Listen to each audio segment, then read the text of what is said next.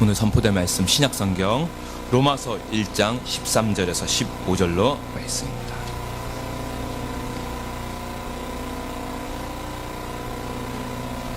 함께 하나님의 말씀 받들어 올리겠습니다. 형제들아, 내가 여러 번 너희에게 가고자 한 것을 너희가 모르기를 원하지 아니하노니 이는 너희 중에서도 다른 이방인 중에서와 같이 열매를 맺게 하려 함이로되 지금까지 길이 막혔도다. 헬라인이나 야만인이나 지혜 있는 자나 어리석은 자에게 다 내가 빚진 자라. 그러므로 나는 할 수 있는 대로 로마에 있는 너희에게도 복음 전하기를 원하노라. 아멘. 자리에 속속해 주십시오. 빚진 자라는 제목으로 하나님의 말씀 선포가 있겠습니다.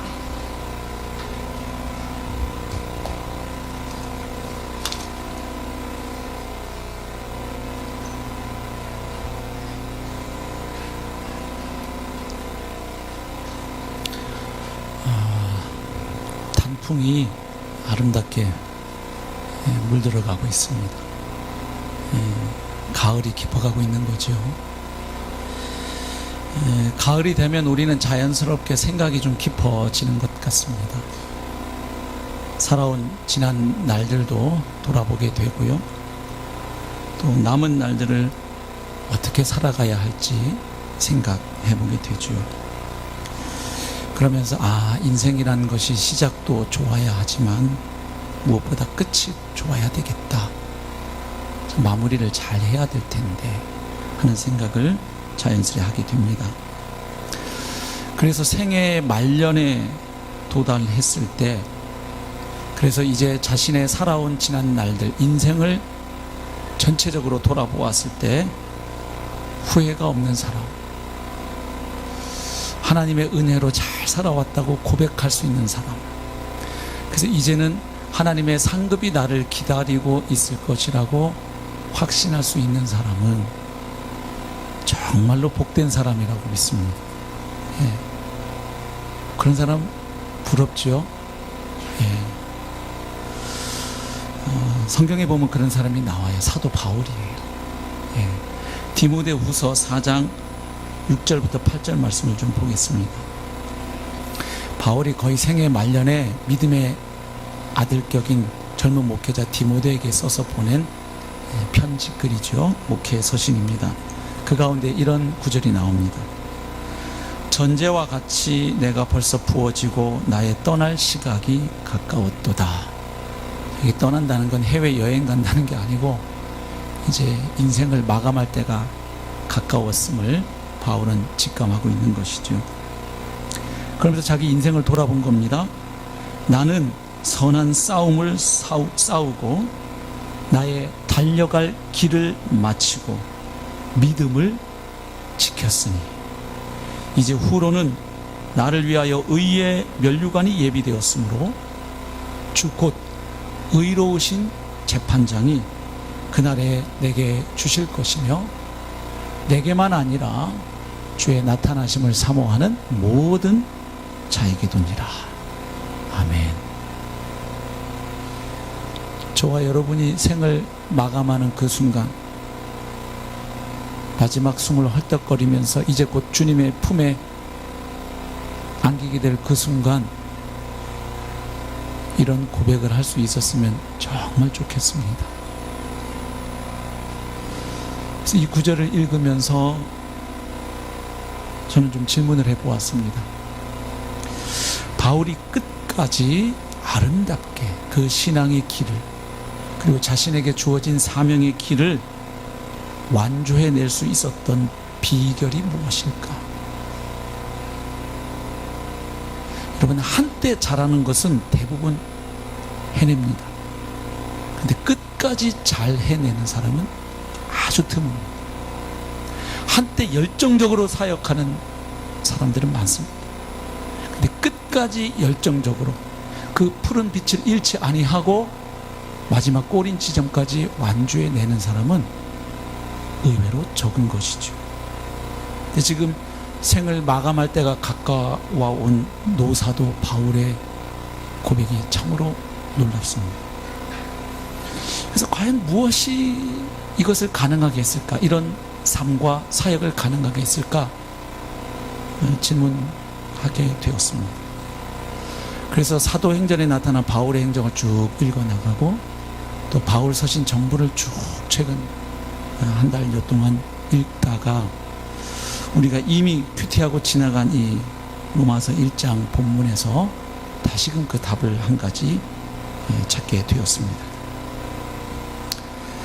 잘 아시는 것처럼 로마서는 주후 57년경, 그러니까 바울이 제3차 전도 여행을 거의 끝나갈 무렵인 그 무렵에 아마도 고린도에 있는 가이오의 집에 약 석 달간 머물면서 로마에 있는 성도들에게 써서 보낸 편지로 알려져 있지요. 그래서 로마서 15장 14절에서 29절을 보면 바울이 고린도에서 로마서를 쓸 그 당시 상황이 비교적 상세하게 언급되어 있습니다. 한마디로 말해서 바울은 이때 자신의 선교 사역에 있어서 아주 중대한 전환점에 서 있었습니다. 15장 19절에서 언급하고 있는 것처럼 바울은 그동안 이제 지중해 동쪽 지역, 그러니까 예루살렘에서 일루리곤까지 복음을 편만하게 전해왔습니다.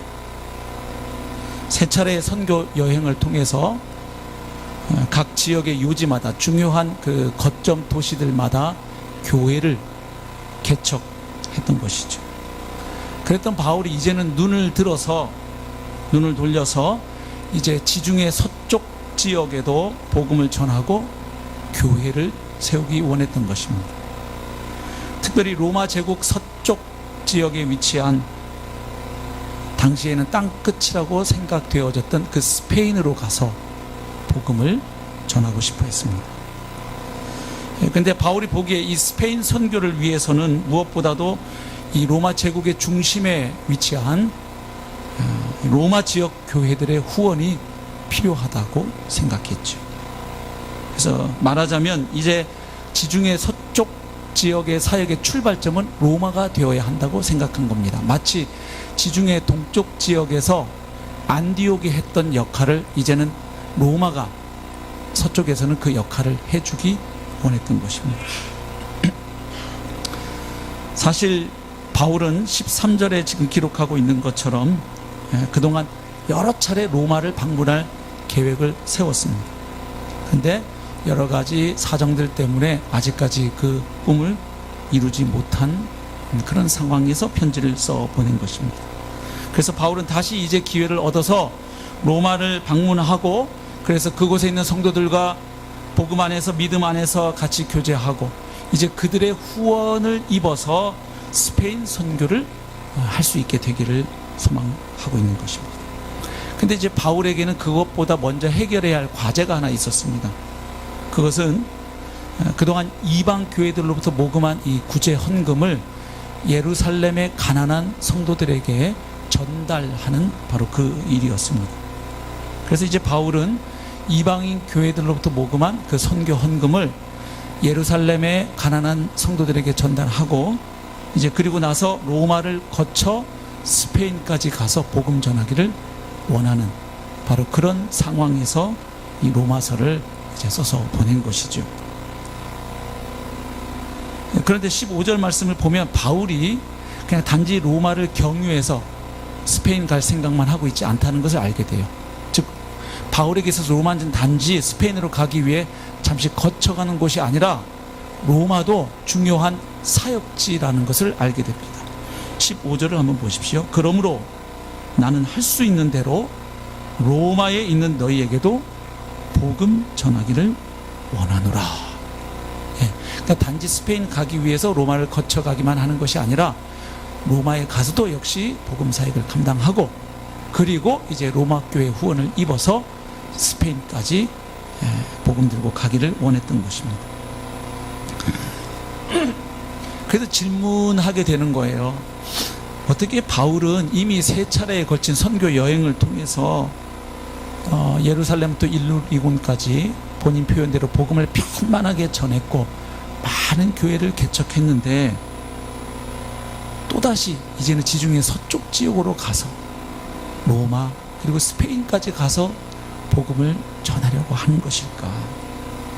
사람이 그렇잖아요. 어떤 열매가 있고 실적이 있으면 거기에 안주하기 쉽잖아요. 내가 정말 대단한 일을 해냈구나. 내가 세운 이 교회들을 봐라. 내가 복음 전해서 예수 믿은 이 엄청난 사람들, 이 지중해 동쪽 지역, 이 엄청난 지역을 내가 복음화하는데 쓰임 받았구나. 많은 경우에 상당한 그 성과를 거둔 사람들은 이제 새로운 놀이에 빠져요. 이른바 추억놀이라 그래요. 이제 과거에 빠져서 참 내가 대단한 일을 했구나. 그러기 쉽잖아요. 근데 어떻게 또다시 바울은 이제 지중해 서쪽을 향해서 가려고 할 수 있었을까? 어떻게 열정이 이렇게 식지 않을 수 있을까? 더욱이 로마 교회는 바울이 개척한 교회도 아닙니다. 로마 교회 성도들 중에 일부만 바울이 알고 대부분의 성도들은 바울이 모르는 사람들이고 만나본 적도 없는 사람입니다. 그런데 그들에게까지 바울은 또 복음을 전하고 싶어 하는 것입니다. 어떻게 그럴 수 있었을까?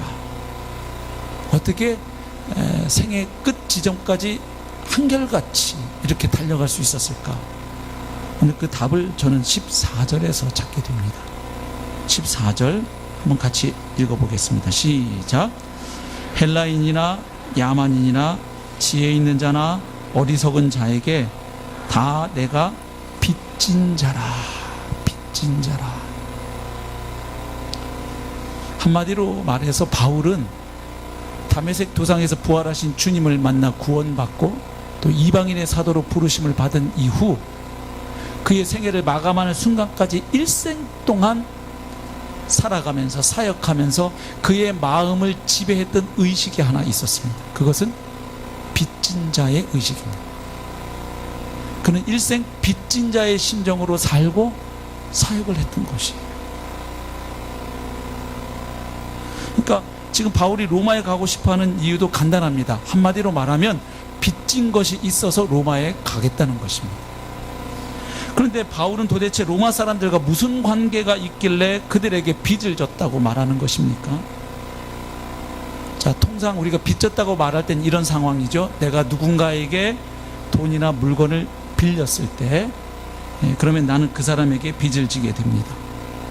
그런데 바울이 지금 언급하고 있는 이 사람들은 바울에게 무엇인가를 주거나 빌려준 적이 없습니다.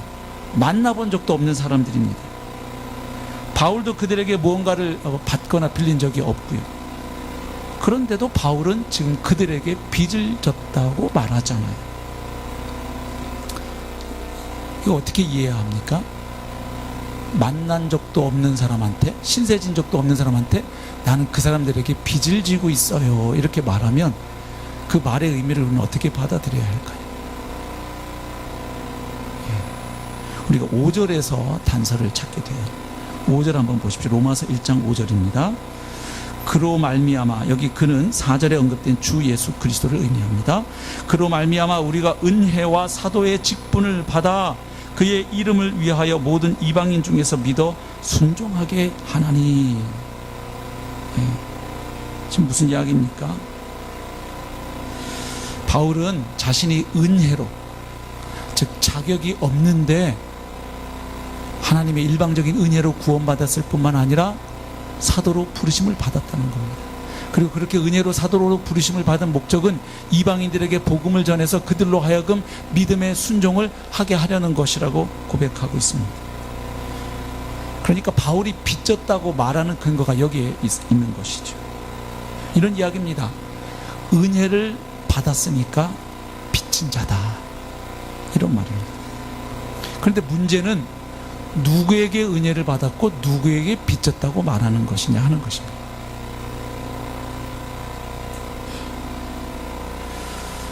바울은 하나님으로부터 구원의 은혜와 사도가 되는 은혜를 받았습니다. 그런데 지금 바울은 다른 사람들에게 빚을 지고 있다는 거 얘기합니다. 말하자면 은혜는 하나님으로부터 받았는데 빚은 사람들에게 지고 있다는 이야기입니다. 그렇죠. 은혜는 이쪽에서 받았는데 빚은 내가 이쪽에 지고 있다, 이런 말이에요. 쉽게 얘기하면. 그러니까 빚 지는 경우가 두 가지가 있잖아요. 내가 누군가에게 가서 돈을 꾸거나 빌리면 내가 그 사람에게 빚 지는 거죠. 근데 이런 경우도 있어요. 어떤 A라는 사람이 나한테 와서 저 B라는 사람에게 전달해 달라고 부탁하면서 저에게 100만 원을 맡기면 저는 이 사람에게 빚진 자가 돼요. 이걸 전달해 줘야 할 의무와 책임이 있는 것이죠. 말하자면 지금 그런 상황인 것입니다. 근데 어떻게 이런 논리가 성립할 수 있느냐 하는 거예요. 그건 바로 은혜의 속성 때문이에요. 그러니까 바울이 빚진 자로 살아갈 수 있었던 것은 첫 번째, 그는 은혜가 무엇인지를 정확히 이해했기 때문에, 깨달았기 때문입니다. 은혜가 무엇이죠? 전혀 자격이 없는 자에게 일방적으로 베풀어지는 호의 혹은 선물을 뜻하죠. 다시 말해서 은혜는 대가 없이 주어지는 것이 은혜입니다. 그래서 은혜는 빚처럼 빌려주거나 갚는 것이 아닙니다. 물론 세상에서의 은혜는 갚아야죠. 우리가 누군가로부터 신세를 졌는데 그거를 모른 척하면 아주 배은망덕한 사람이라는 소리를 듣죠. 여기 지금 바울이 경험했던 은혜는 하나님의 은혜예요. 그래서 그 은혜는 갚을 수 없는 은혜죠. 만약 갚을 수 있다면 더 이상 그 은혜는 은혜가 아닌 거죠. 만약에 제가 성도님들에게 공짜로 어떤 선물을 드렸는데 여러분이 어떻게 목사한테 내가 이걸 받냐? 그리고 저한테 돈을 주겠다고 하시면 그것은 선물이 아닙니다. 돈을 주고 구입한 물건이 되는 거예요. 거래가 성립하는 거예요. 그러니까 하나님으로부터 우리가 은혜를 받게 되면 사실 우리가 하나님께 빚진 자가 되어야 마땅한데 이게 그렇지가 않다는 이야기예요. 은혜는 값 없이 받는 것이 은혜이기 때문이에요. 만약에 다시 갚아야 한다면, 그리고 갚을 수 있다면 그것은 이미 은혜가 아닌 것이죠. 사실 하나님의 은혜의 핵심은 뭐냐면 우리가 하나님께 빚지고 있던 것을 하나님이 대신 갚아주신 것이에요. 그렇죠? 우리가 감당해야 할 이 죄의 값을 하나님이 자기 아들 예수 그리스도를 보내셔서 십자가에서 그분이 대속적인 죽으심으로 말미암아 우리의 빚을 하나님께서 갚아주신 것이 은혜예요. 그리고 이제는 그 예수 그리스도를 나의 주님으로 믿고 고백하는 자를 그저 의롭다고 하시고 하나님 자녀 삼아주는 것이 또한 은혜예요. 그래서 하나님께 은혜를 입은 사람들은 희한하게도 하나님께는 빚이 없는데 나와 동일한 은혜가 필요한 다른 사람들에 대해서는 빚진 자가 되는 것입니다. 즉 하나님이 우리의 빚을 갚아주시는 그 목적은 이런 것이죠. 너 나에게 다시 갚지 말고 이제 다른 사람에게 그 빚을 갚으렴 하시는 뜻이 담겨져 있는 거죠. 어떤 사람이 특별한 소식을 듣고 정보를 접해서 죽을 뻔한 위기에서 살아났다고 해보십시다. 근데 지금 자기 옆에 자기와 동일한 똑같은 위험에 처해 있는 사람들이 있어요. 그 사람들도 만약 내가 알게 된 이 소식을 모른다면 죽을 수밖에 없어요. 사망의 위험에 처해 있어요. 그런데 만약 그 사람들에게 내가 알게 되어서 살아난 그 소식을 전해주지 않는다는 것은 직무유기, 심하게 표현하면 범죄 행위가 될 수 있어요. 여러분, 자살하는 사람을 그냥 가만히 놓고 있어도 죄가 되는 거 아세요? 자살 방조죄라고 있어요. 네.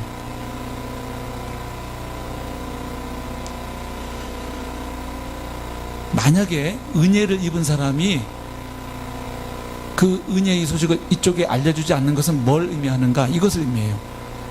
내가 받은 것이 은혜가 아니라고 말하는 거예요. 즉 나는 받을 만한 자격이 되어서 받은 거고 당신들은, 저 사람들은 나처럼 받을 자격이 안 되기 때문에 못 받는 것이라고 여기는 것이죠. 다시 말하면 이 사람은 은혜가 무엇인지를 아직 제대로 이해하지 못하고 있는 사람이죠. 예. 구약성경 열왕기하 6장 7장 보면 이 원리를 잘 보여주는 이야기 하나가 나옵니다. 로마서 6장, 열왕기하 6장에 먼저 보시면 지금 어떤 상황이 벌어져 있는지 제가 잠깐 읽겠습니다. 6장 24, 25절. 이후에 아람왕 베나닷이 그의 온 군대를 모아 올라와서 사마리아를 에워싸니 아람 사람이 사마리아를 에워싸므로 성중이 크게 줄여서 나귀 머리 하나에 은 80세겔이요 비둘기 똥 4분의 1갑에 은 5세겔이라 하니, 자, 무슨 상황이냐면 이런 겁니다. 지금 아람 왕이 이스라엘에 쳐들어온 거예요. 군대를 이끌고 쳐들어와서 사마리아 성을 완전히 포위해버린 겁니다. 그래서 성이 고립된 거예요. 그래서 밖에서부터 어떤 물자나 식량이 들어오지 못하게 돼요. 그래서 가지고 있던 거 갖고 계속 살다 보니까 이제 점점 어떤 일이 벌어지겠어요? 이제는 먹을 것이 다 떨어져요. 그래서 그 뒤에 제가 다 읽지 않았지만 얼마나 끔찍한 일이 벌어지냐면 이제는 먹을 것이 없으니까 사람들이 어떻게 합니까? 아이들을 잡아먹습니다. 근데 자기 애만 죽일 수가 없으니까 서로 날짜 정해가지고 돌아가면서 오늘은 우리 집 애 잡자, 내일은 니네 집 애, 이런 끔찍한 상황이 지금 벌어진 거죠. 그래서 이제 7장에 오면 이런 상황 가운데 4명의 나병 환자들이 등장을 합니다. 7장 3절부터 한번 보겠습니다. 이런 상황 가운데 등장하는 이 나병 환자들의 행동을 한번 잘 보시기 바랍니다. 3절. 성문 어귀에 나병 환자 4사람이 있더니 그 친구에게 서로 말하되 우리가 어찌하여 여기 앉아서 죽기를 기다리랴. 우리 여기 가만 앉아 있으면 결론이 뻔하다는 거예요. 결말이 정해져 있다는 거예요. 굶어 죽는 거라는 거죠. 4절. 만일 우리가 성읍으로 가자고 말한다면, 나병 환자들은 사람들로부터 이렇게 격리돼서 살았잖아요. 그죠? 그래서 우리가 성읍에 가볼까 했는데 이 사람들이 알고 있어요. 성읍도 상황이 똑같다는 것을 알고 있어요. 만일 우리가 성읍으로 가자고 말한다면 성읍에는 굶주림이 있으니 우리가 거기서 죽을 것이요. 만일 우리가 여기서 머무르면 역시 우리가 죽을 것이라. 이래도 죽고 저래도 죽는다, 이 소리죠. 그런즉 우리가 가서 아람 군대에게 항복하자. 차라리 여기서 이렇게 굶어 죽을 거면 투항하자, 이런 이야기. 그들이 우리를 살려두면 살 것이요 우리를 죽이면 죽을 것이라. 여기서 그냥 앉아서 굶어 죽느니 한번 가보기라도 하자는 거예요. 그래서 살려주면 아주 좋은 거고, 죽이면 어차피 여기서도 죽을 목숨이었으니까 손해볼 건 없지 않느냐, 이런 이야기를 지금 누군가 하는 거죠. 5절. 아람 진으로 가려 하여 해질 무렵에 일어나 아람 진영 끝에 이르러서 본즉 그곳에 한 사람도 없습니다. 근데 막상 가봤더니 희한한 일이 벌어진 거예요. 그 아람 진영에 갔더니 아람 사람들이 한 사람도 없는 거예요. 텅 비어 있는 거예요. 무슨 일이 일어난 거죠? 6절. 이는 주께서 아람 군대로 병거 소리와 말소리와 큰 군대의 소리를 듣게 하셨으므로 하나님이 역사하신 거예요. 왜냐하면 그 전에 엘리사 선지자가 7장 1절 보면 예언했거든요. 이 성읍에 다시 밀가루 한 사를 한 세겔로 매매하고 보리 2수아를 한 세겔로 매매하게 된다. 예, 내일 이맘때면, 이런 얘기를 했어요. 이게 뭐냐면 이 성읍에 다시 정상적인 매매가 이루어진다. 경제 사정이 회복된다. 다시 말하면 하나님의 구원을 경험하게 된다. 그 얘기를 얘기한 바 있는데 지금 하나님이 역사하신 거예요. 주께서 아람 군대로 병거 소리와 말소리와 큰 군대의 소리를 듣게 하셨으므로 아람 사람이 서로 말하기를, 패닉이 빠진 거예요. 이 사람들이 막 하나님이 하늘에 있는 스피커를 다 총동원 하신 것 같죠? 예, 그걸 딱 듣고 이스라엘 왕이 우리를 치려하여 헷 사람의 왕들과 애굽 왕들에게 값을 주고 그들을 우리에게 오게 하였다 하고, 이거 이스라엘 군대만 온 게 아니라 이스라엘 군대가 누구까지 동원해서 용병들까지 잔뜩 동원해서 어마어마한 군대가 지금 왔다, 이렇게 상황을 판단한 겁니다. 7절. 해질 무렵에 일어나서 도망하되 그 장막과 말과 나귀를 버리고 진영을 그대로 두고 목숨을 위하여 도망하였습니다. 근데 얼마나 황급하게 도망갔든지 그걸 다 두고 간 거예요. 사실 군인이 이러면 영창 가요. 자기 군수품 이렇게 두고 다니면 안 돼요. 그렇죠? 그래서 여기 형제들 아시잖아요. 행군할 때 항상 10분간 휴식하고 또 이동할 때 항상 소대장이 점검하는 거 있어요. 그죠? 수통! 그러면 수통! 이렇게 쳐야 돼요. 있는지 확인해야 돼요. 그죠? 철모! 이렇게 치고, 소총! 이거 다 물건 제대로 지금 있는지 확인하고 떠나잖아요. 얼마나 급했으면 다 두고 간 거예요. 그냥 목숨만 건져야 되겠다, 이렇게 생각하고. 8절. 그 나병 환자들이 진영 끝에 이르자 한 장막에 들어가서 먹고 마시고 배 터지게 먹습니다. 지금 굶던 그 사람들이 이게 웬 떡이냐 딱 맞는 상황이죠. 먹고 마시고 거기서 은과 금과 의복을 가지고 가서 감추고, 인간의 본성이 나와요. 다시 와서 다른 장막에 들어가 거기서도 가지고 가서 감추니라. 그러니까 배부르게 먹기만 한 게 아니라 한몫 단단히 지금 챙기고 있는 상황이에요. 근데 그러다가 한 사람이 정신이 들었어요. 9절, 나병 환자들이 그 친구에게 서로 말하되 우리가 이렇게 해서는 아니 되겠도다. 오늘은 아름다운 소식이 있는 날이거늘. 그 소식이 무엇인지는 잘 아시죠? 우리가 침묵하고 있도다. 만일 밝은 아침까지 기다리면, 그러니까 내일 아침까지도 우리가 이 소식을 안 알리고 이러고 밤새 부어라 마셔라 먹어라 이러고 앉아 있으면 벌이 우리에게 미칠지니 이제 떠나 왕궁에 가서 알리자 하고 가서 성읍 문지기를 불러 그들에게 말하여 이르되 우리가 아람진에 이르러서 보니 거기에 한 사람도 없고 사람의 소리도 없고 오직 말과 나귀만 메어 있고 장막들이 그대로 있더이다 하는지라. 그러니까 바울이 지금 14절에서 내가 빚진 자입니다 라고 말하는 것은 바로 내가 이 나병 환자와 같은 사람입니다 하는 고백과 마찬가지인 것이죠. 구원받을 자격이 전혀 없었는데 순전히 하나님의 은혜로 저는 구원받았고, 더구나 사도 될 자격은 더더욱 없었는데 하나님의 은혜로 사도가 되어 이 복음 전할 사명을 받았기에 나는 모든 사람들에게, 특별히 이방 지역에 살고 있는 사람들에게 나는 빚진 자입니다 이렇게 고백하고 있는 것이죠. 그러니까 결국 바울은 다메섹 도상에서 부활의 주님을 만난 이후 생을 마감할 때까지 일생 동안 자신이 구원받은 것, 그리고 사도가 된 것, 이것은 오로지 하나님의 은혜였음을 기억하고, 그 하나님의 은혜를 입었다는 것은 이제 다른 사람들을 대하여 빚진 자가 되었다는 사실을 하루도 잊지 않고 살아가고 빚진 자의 마음으로 사역했던 것입니다. 고린도전서 15장 9절 10절 보면 바울이 이렇게 고백하고 있습니다. 나는 사도 중에 가장 작은 자라. 나는 하나님의 교회를 박해하였으므로 사도라 칭함받기를 감당하지 못할 자니라. 그러나 내가 나 된 것은 하나님의 은혜로 된 것이니 내게 주신 그의 은혜가 헛되지 아니하여 내가 모든 사도보다 더 많이 수고하였으나. 그러니까 바울은 자기가 사도 될 자격이 도무지 없는 사람인 걸 너무 잘 알았어.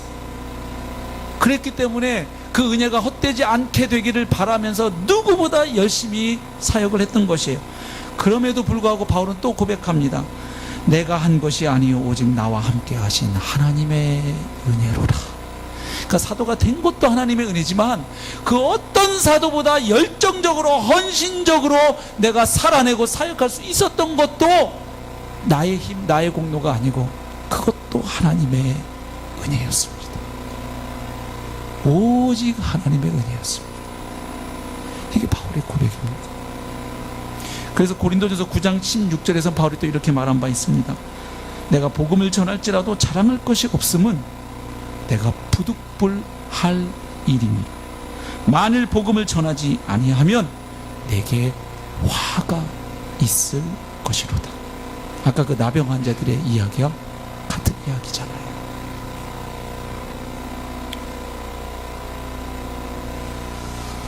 저희들도 바울처럼 하나님의 은혜를 깊이 깨닫고 일생 빚진 자의 심정으로 살아갈 수 있기를 축복합니다.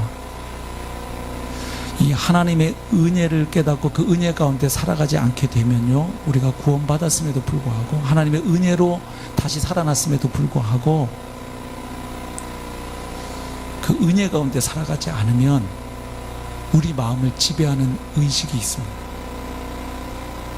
신앙 내공이 좀 쌓이고 경력이 쌓이고 그래서 사역의 열매들이 쌓여가면 자연스레 우리 마음에 스며들어오는 생각들이 있습니다.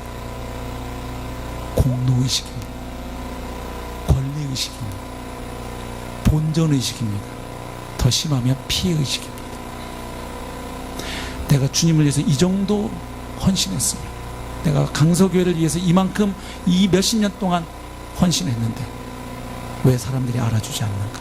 왜 하나님은 내가 원하는 복을 주지 않는가? 공로의식, 피해의식, 본전의식, 권리의식, 이런 것들이 우리 마음을 사로잡게 돼요. 그래서 그 마음이 심해지면 드는 마귀가 있다고 우스갯소리로 얘기해요. 네 글자로 섭섭마귀라 그래요. 세 글자로는 쓴뿌리라 그래요. 그렇죠? 이렇게 되면 신앙생활에 별 재미가 없어요. 그래서 그렇게 신앙생활 오래 하고 나이가 자꾸 들어가면 요즘 젊은 사람들은 그런 사람을 가리켜서 두 글자로 표현하더라고요. 꼰대.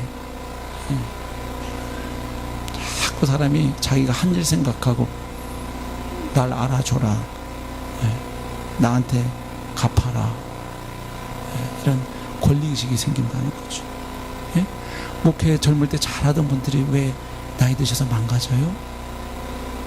처음 개척할 때는 한 명의 성도만 와도 하나님 제가 감사히 여기고 그 사람에게 전심을 다해 복음으로 섬기겠습니다 했던 사람이 교회가 100명이 되고 1000명이 되고 10,000명이 되고 몇만 명이 되면 본인이 쌓은 그 바벨탑을 보면서 그 웅장한 교회 건물과 수많이 몰려 들어오는 사람들을 보면서 아, 내가 그래도 좀 했구나, 이러면서 이 교회 성도들이 나를 좀 안 알아주나, 우리 교단의 다른 목사들은 좀 나를 안 알아주나, 이런 마음이 싹트기 시작하고 그 마음이 주님 안에서 처리되지 않은 채 한 달이 가고 두 달이 가면 하나님의 은혜에서 점점 멀어져요.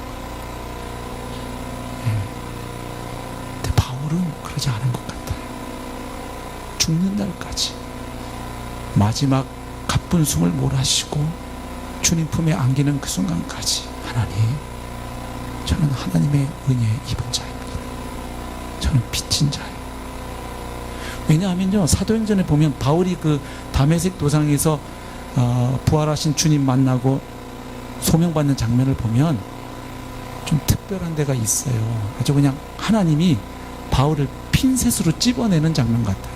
왜냐하면 그 주변에 있는 사람들은 바울이 들었던 그죠? 그 음성을 못 듣잖아요. 하나님이 그 많고 많은 사람 중에 그냥 바울을 탁 찝어가지고 그를 지명하여 불러내시는 장면을 볼 수 있어요. 그러니까 바울은 알았던 거죠. 얼마나 주님이 자기를 사랑해 주셨는지를.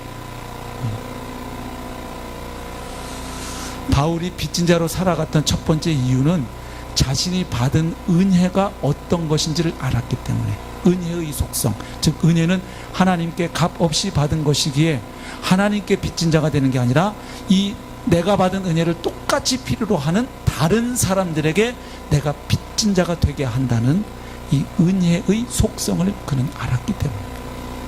두 번째로 바울이 빚진 자의 심정으로 살아간 이유는 그가 받은 복음의 보편성을 알았기 때문이에요.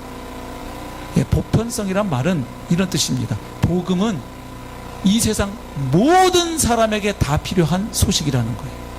그리고 복음은 그것을 믿고 받아들이는 모든 자에게 하나님의 구원을 가져다주는 실제적인 능력이 된다는 거예요. 그래서 차별이 없다는 거예요. 그래서 오늘 이 로마서 1장 앞부분에 보면 바울이 언급하고 있는 다양한 사람들을 보게 돼요. 먼저 우리 저번에 한번 같이 말씀 나눴던 1장 16절을 한번 보십시오. 내가 복음을 부끄러워하지 아니하노니 이 복음은 모든 믿는 자에게 구원을 주시는 하나님의 능력이 됩니다. 먼저는 유대인에게요, 그리고 헬라인에게로다. 그러니까 여기 지금 바울이 모든 믿는 자라고 언급할 때 그 마음에 두고 있는 사람은 뭐냐? 유대인, 이방인 할 것 없이 모든 사람입니다. 물론 바울은 구원의 우선성도 얘기해요. 복음에는 우선성도 있어요. 먼저는 누구에게? 유대인에게, 그리고 헬라인에게. 그래서 이 유대인의 우선성도 얘기합니다. 얼마 전에 묵상하신 로마서 9장에서 11장까지 바로 이것을 바울이 깊이 있게 하나님의 의의 관점에서 잘 설명하고 있잖아요. 그러나 먼저는 유대인에게 그리고 헬라인에게로다는 이 말에는 또 어떤 의미가 있냐? 우선순위도 있지만 그럼에도 불구하고 이런 말이에요. 유대인이든 이방인이든 복음으로 구원받는다, 이 소리예요. 그렇죠. 그러니까 모든 사람이 구원받는 길은 예수 그리스도의 복음을 통해서이다, 이 말이에요. 그러니까 유대인 이방인 할 것 없이 구원받는 길은 예수 그리스도의 복음을 통해서. 그러니까 유대인 이방인 할 것 없이 모든 사람에게 뭐가 필요하다는 얘기예요? 복음이 필요하다는 이야기입니다. 그런가 하면 14절에서는 바울이, 지금 16절에서는 유대인 이방인 얘기했고 14절에서는 이방인들도 다양한 계층의 사람들이 있었죠. 그 사람들을 언급하고 있는 거예요. 14절, 헬라인이나 야만인이라. 여기 바울이 말하는 헬라인은 단순히 혈통적인 의미에서 헬라 사람, 그리스 국적의 사람만을 의미하는 게 아닙니다. 이때 바울이 말하는 헬라인은 당시 헬라 제국을 영상하셔야 돼요. 알렉산더 대왕 아시죠? 이 헬라 제국을 이루었습니다. 그래서 그 헬라 제국은 자기들이 점령하는 곳마다 헬라 문화를 이식하고 그리스어, 이 헬라어를 공통의 언어로 삼게 했어요. 그래서 여기 말하는 헬라인은 단순히 그리스 사람만을 의미하는 게 아니라 그 헬라 문화를 받아들이고 헬라어를 말할 수 있는 사람들을 지칭합니다. 그리고 여기 야만인은 우리 로마 제국 초창기에 이 야만인은 고을족이나 게르만족을 뜻하는 단어였어요. 그런데 바울 당시에 야만이라는 단어는 이런 뜻입니다. 헬라 문화를 받아들이지 않은 사람들, 그리고 아직 헬라어를 말할 줄 모르는 사람들을 뜻해요. 그래서 여기 헬라인이나 야만인이나 이 말은 문화에 따라서 이방인들을 분류해 놓고 있는 겁니다. 근데 이쪽 저쪽 상관없이 이런 뜻이에요. 그 다음, 지혜 있는 자나 어리석은 자에게, 이 말은 이런 뜻입니다. 헬라 사람들이 숭상했던 것, 존중했던 것 중에 하나는 합리적인 이성입니다. 이 이성을 굉장히 존중했어요. 예. 그래서 이 합리적인 이성을 결여한 사람들, 그것이 없는 사람들을 가리켜서 미련한 사람, 어리석은 사람 취급을 했습니다. 그래서 지금 여기 지혜 있는 자나 어리석은 자 이렇게 표현합니다. 그러니까 결국 14절은 무슨 뜻이냐면 이방인 모두를 뜻하는 단어예요. 쉽게 말하면. 그러니까 공부를 했건 못했건, 지식이 있건 없건, 돈이 있건 없건, 신분이 높건 낮건 상관없이 모든 이방 지역에 살고 있는 사람들에게 나는 빚진 자입니다, 이런 뜻이에요. 왜냐하면 그는 이방인의 사도로 특별히 부르심을 받았기 때문이죠. 더 놀라운 것은 복음은 이미 믿는 성도들에게도 전해져야 하는 메시지라는 거예요. 그러니까 지금 복음의 보편성이 있다는 말은 유대인, 이방인 할 것 없이 모든 사람은 복음을 필요로 한다. 또 이방인들도 지식 있는 사람, 없는 사람, 교양 있는 사람, 그렇지 않은 사람 할 것 없이 모든 이방인들은 복음을 필요로 한다는 얘기를 한 거죠. 그뿐만 아니라 바울은 이미 복음을 듣고 받아들여서 구원받은 성도들, 신자들에게도 복음은 계속 필요하다는 것입니다. 15절을 보십시오. 그러므로 나는 할 수 있는 대로 로마에 있는 너희에게도 복음 전하기를 원하노라. 자, 여기 15절에 나오는 로마에 있는 너희가 누구를 가리킵니까? 6절, 7절 보면 알 수 있어요. 로마서 1장 6절 보십시오. 너희도 그들 중에서 예수 그리스도의 것으로 부르심을 받은 자니라. 그 너희가 누굽니까? 예수 그리스도의 사람들로 부르심을 받은 사람들이래요. 7절, 로마에서 하나님의 사랑하심을 받고 성도로 부르심을 받은 모든 자에게 하나님 우리 아버지와 주 예수 그리스도로부터 은혜와 평강이 있기를 원하노라. 자, 그러니까 15절에서 말하고 있는 로마에 있는 너희는 누구를 가리킵니까? 로마 지역에 있는 그 교회 성도들을 가리켜요. 이 편지를 받아 읽게 될 수신자들을 가리킨다, 이 말이지요. 그러니까 바울은 아직 복음을 듣지 못한 사람들에게도 복음의 빚진 자로 생각하지만 이미 복음을 듣고 받아들여 성도가 된 사람들에게도 여전히 자신은 그들에게 복음 전해줄 책임이 있다고 생각하고 있는 것이죠. 왜 그런가 하면 13절을 보면 알 수 있어요. 형제들아, 내가 여러 번 너희에게 가고자 한 것을 너희가 모르기를 원하지 아니하노니. 이는 왜 바울이 그렇게 지중해 동쪽에 이어서 서쪽, 특별히 로마에 그렇게 가고 싶어 했는가? 이는 너희 중에서도 다른 이방인 중에서와 같이, 즉 지중해 동쪽에서 내가 이렇게 했던 것처럼 이제 이쪽에 건너가서도 열매를 맺게 하려 함이로되 지금까지는 길이 막혔도다. 자, 여기 바울이 맺고자 하는 열매가 무슨 뜻입니까? 바울의 선교 사역을 통해서 맺어지게 될 유익한 결과를 뜻하는 거예요. 그렇죠? 근데 그 결과가 두 가지예요. 하나는 뭡니까? 아직 복음을 듣지 못한 사람들에게 그 복음이 전해진 결과 생기는 열매는 어떤 열매입니까? 바로 회심자들을 얻게 되는 거예요. 복음을 통해서 예수 그리스도를 영접하고 구원받는 열매를 말하는 거예요. 그렇죠? 근데 그뿐만 아니라 바울이 염두에 두고 있는 열매가 또 하나 있는데, 그것은 이미 그리스도인 된 사람들이 또다시 복음의 말씀을 들음으로 말미암아 그들의 믿음이 견고해지는 것도 열매 속에 포함이 됩니다. 11절을 보십시오. 내가 너희 보기를 간절히 원하는 것은 어떤 신령한 은사를 너희에게 나누어 주어 너희를 견고하게 하려 함이니. 그러니까 바울은 알고 있어요. 자신이 받은 이 그리스도의 복음은 유대인, 이방인 할 것 없이, 배운 사람, 못 배운 사람, 힘 있는 사람, 없는 사람 할 것 없이, 믿는 사람, 안 믿는 사람 할 것 없이 모든 사람에게 그리스도의 복음은 전해져야만 한다. 바울은 이걸 알고 있었어요.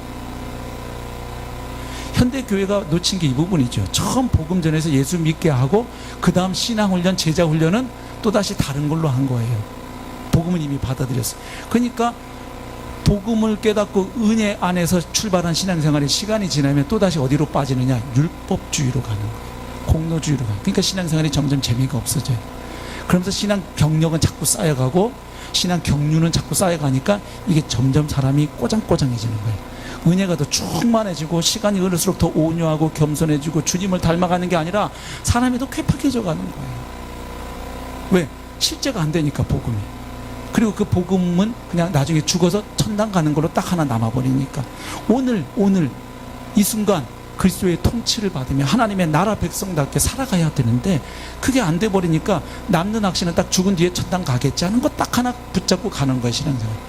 그 확신도 대단한 거죠. 사실은 영원한 운명을 아는 거니까. 그러나 구원받은 자로서의 그 복음의 증인으로서의 삶이 많이 약화되는 것이잖아요.